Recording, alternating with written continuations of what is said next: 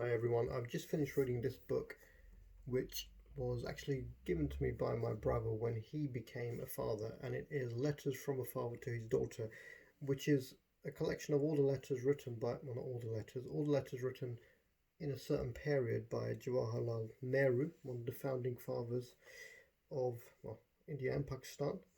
And it was written in the period before the end of the Second World War, between the end of the Second World War and the Great Divide, the formation of India and Pakistan. It's actually fascinating. It's a really nice read. It's really well written.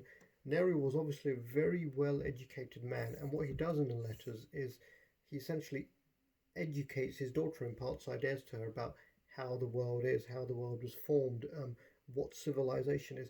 His explanation of civilization I thought was fantastic. It's worth remembering. Um, he said civilization, as defined by the dictionary, is making things better. Um, but then he goes on to say that Europeans tend to think they're far more civilized than Indians or Africans. Now, this was very close to the end of the Second World War. He said, if you took two people, two savages who lived in the jungle, and they killed each other, you'd think they were extremely uncivilized, hence savages. But when the Europeans fought each other, so Germans killed Englishmen, Englishmen killed Germans, the French were there, everybody was there. That's civilization. So he said, certainly these aren't civilized things. In fact, when our whole country is behaving that way, they're behaving worse than savages. But because they have fine things and they have industry and they have this and they have that, they think they're civil. They think they're a great civilization. So then he goes on to define civilization as possibly the best definition of civilization is working together in harmony for the common good. I thought that was fantastic. So there's a lot of very interesting ideas in here. He talks about the prehistoric times. He talks about dinosaurs. He talks about how the Earth was created. A very interesting topic. He covers. Well, it's interesting because of the way he covers it. Is religion. He says most religions grow out of fear, and he says things start happening for a good reason, and then people forget those reasons, and those same things, those same practices become ridiculous. So he said that religions grow out of fear. So ancient man living in the forest, hunter gatherer, always hungry, always at the mercy of the elements. If it started raining, for example, or if it was raining, if it was hailing, there were hailstones, the man might think, oh, God is hitting me. There's a God up there and he's hitting me. How can I please the God? And this led to leaving bits of food out because that's what made man himself happy. So, if you create something, you create in your own image. And so this led to things like leaving bits of food out because they'd please these imaginary beings, these gods, and later on to sacrifice. And the thought that these gods, so called, were characters who were mean, who would punish you, and it led to crazy things like sacrificing animals, really crazy, sacrificing human beings, your own children, etc., etc. And then in more relatable terms, he talks about say, what's a good example here? He talks about things like when the Aryans came from Eurasia down into India, which was initially the homeland of the Dravidians.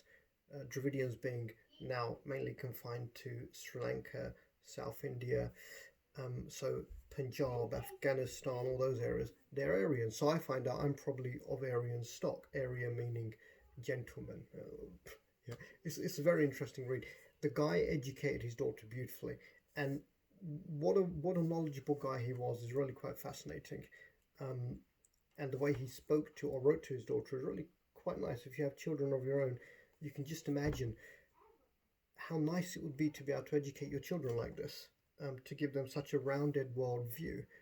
No surprise that this guy went on to be so important in the founding of countries. Now those countries are a mess. And if India right now was run by somebody like him, what a fantastic place it would be. And the same for Pakistan. I personally think India's in a worse state than Pakistan. Neither of them are doing great at the moment. India's in a worse state because it's run by a guy who was essentially uh, a racist, a nationalist. The same as Trump in America. You know, the BJP rose to power on the destruction of an ancient mosque. Before that, they were just a little village party that everybody ignored, and then they go and destroy this amazing monument, and suddenly they're super popular. And now, if you look at India, amount of lynchings, the amount of discrimination, the rapes, they've got problems. It's because of a bad leader, if you ask me. I'll probably get some hate mail because of that, but it's just the way I see it, and I'm sure the way a lot of people see it. It could be a fantastic country, but it's led by a bunch of bigots, for want of a better word. Same with America at the moment. But definitely a very interesting, very good read. Certainly recommend it. Not something I would have picked up and read myself, but it was a present from my brother. When he initially gave it to me, I sort of flicked through. I didn't finish it, but now we're in lockdown in the UK. I'm not one for ordering books and making delivery people put themselves in risk just because I feel like reading. Maybe I'm a hippie or a pussy. Maybe I'm just not selfish. I don't know. But I read this. Very interesting. Very pleasant, very easy read. 150 pages. It took me a couple of hours. I say a couple of hours. It took me a couple of reading sessions over 2 days. So you could probably read it in one sitting if you wanted to. Nicely illustrated, highly recommended. Very interesting insight into history. He talks about where kings came from, where patriarchs came from. He talks about, I was going back to the writing of the Vedas, very important books, possibly the oldest books known to man. They're written by the Aryans. And he says the Aryans were agricultural people, and for example, they had cows, and the cow was highly valued because it was so useful in agriculture. It provided milk, which was highly prized. And he says what happened is the cow then became so venerated, it became worshipped like a god. His words, not mine. How ridiculous. So remember why things were done. Don't just do them. I think that's an important life lesson overall. I could ramble for ages, but my own daughter is waiting to go for a walk. So I'll give this book 7 out of 10. And I definitely recommend it. It's been reprinted several times, so obviously something that's popular. Only 150 or so pages. I don't even know how much it cost. I don't even know if it was bought in the UK because my brother was in India at the time. Give it a shot. I think you'll enjoy it. I think you'll learn something from it. It's a very pleasant read. Hope you found that useful.